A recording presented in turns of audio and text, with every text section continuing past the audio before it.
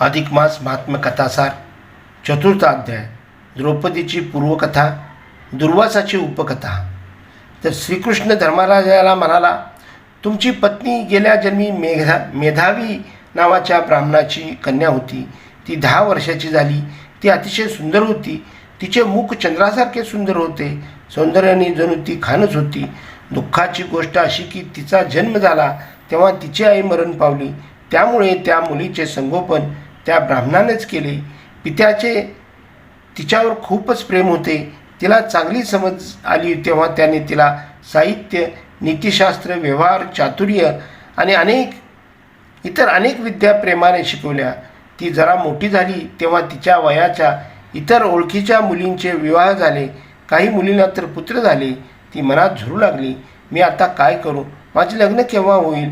माझे वडील महापंडित आहेत, पण मला वेळेवर लग्न हवे हे त्यांना कसे कळत नाही। विवाहाचे वय उलटून जाऊ लागले होते। मी अजून कुमारीच राहिले। माझी आई भाग्याची, ती गेली स्वर्गात। मला मात्र दुःख भोगायला इथे ठेवले। मेधावीला आता चिंता लागली। त्याने वर संशोधन खूप तळमळीने केले, सर्वत्र फिरले, पण कुणीही योग्य वर मिळेना। तो दमून भागून घरी येतो, तोच त्याच्या अंगात ताप भरला। अंग फार तापले, डोळ्यांची आग झाली, डोके दुखू लागले, गरम श्वास येऊ लागला, अंगात प्रचंड वेदना होऊ लागल्या, हातापायातील शक्ती गेली। तो घराशी येतायत खाली पडला। तेवढ्यात त्याने मुलीला हाक मारली। बाबांची हाक ऐकताच ती धावत बाहेर आली। पाहते तो काय, मेधावी निश्चित पडला होता। त्याच्या अंगाला घाम सुटला होता, हात पाय गार पडले होते। त्याचे पुण्य चांगले म्हणून त्याला मरणाच्या क्षणी श्रीकृष्णाने दर्शन झाले।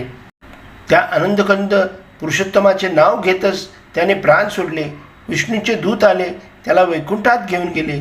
मुलीने हंबरडा फोडला, बाबा तुम्ही मला कंटाळलात का? दिवस रात्र तुम्ही मला विसंबले नाहीत। आता मी कुणाच्या मांडीवर डोके ठेवू? मला ना बहीण ना भाऊ ना कुणीच नातेवाईक। आता मला जेवायला कोण घालेल? वस्त्र कोण देईल? आश्रम कसला बकास अरण्य आहे।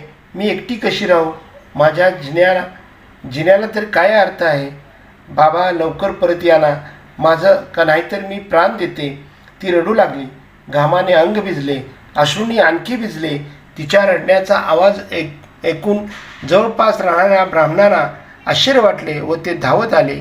मेधावीचे प्रेत पाहून तेही रडू लागले। त्या ब्राह्मणाचे योग्य वेळ ते प्रेत तिच्या मांडीवर उचलले व स्मशानात नेऊन दाहकार्य केले।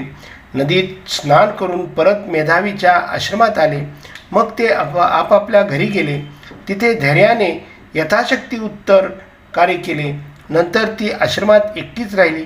काही दिवसांनी तिथे दुर्वास मुनी आले। ते सिद्ध होते, अनुग्रही करण्याची विलक्षण सिद्धी त्यांना होती। ते रागीटे होते। मुलीचे रडणे ऐकून ते आश्रमात आले। युधिष्ठिरा, तुझी आई कुंती हिने दुर्वासाची खूप सेवा केली होती, त्यामुळे प्रसन्न होऊन त्यांनी तिला देवांना आवाहन करण्याचे मंत्र दिला होता। तुमचा जन्म त्या मंत्रानेच झाला आहे। आता त्याच्या क्रोधाची गोष्ट सांगतो। त्यांनी मला रुक्मिणीला रथ ओढायला लावला होता व रथात ते बसले होते। रथ ओढताना रुक्मिणी दमली, तिचे तोंड सुकले। तिने हळूच आपली अवस्था मला सांगितली। मला तिची दया आली। मी पायाचा अंगठा दाबून पृथ्वीतून गंगा उत्पन्न केली व ते पाणी रुक्मिणीच्या मुखात पडले, अशी युक्ती केली। दुर्वासांना राग आला। एवढ्या थोर ऋषीच्या देखत मी पत्नीवरील प्रेम व्यक्त केले म्हणून ते रागावले आणि त्यांनी मला पत्नी वियोगाचा शाप दिला। असे ते दुर्वास मेधावीच्या आश्रमात आले। त्या मुलीने त्यांचे उत्तम स्वागत केले। आपली सर्व करुणा कहाणी त्याने दुर्वासांना सांगितली व आपला विवाह होत नाही हे व्यथा त्यांच्या कानावर घातली। आपण आत्महत्या करणार असे ते उद्वेगाने बोलली व आपली दुःख दूर करा अशी विनंती तिने त्यांना केली। अशा प्रकारे चतुर्थ अध्याय संपलेला आहे। तर आता आपण पुढच्या भागात 5वा अध्याय पाहूया।